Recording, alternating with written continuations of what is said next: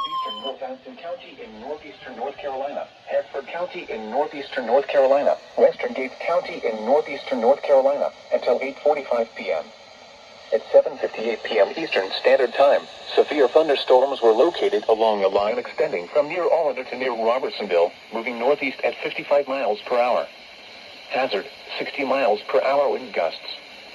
Source, radar indicated.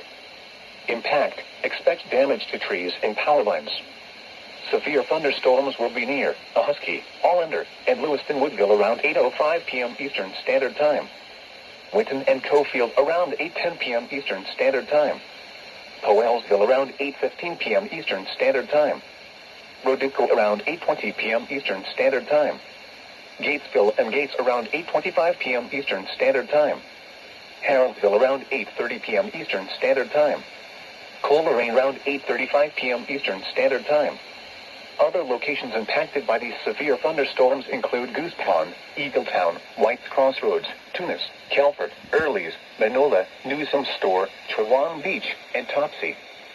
For your protection, move to an interior room on the lowest floor of a building.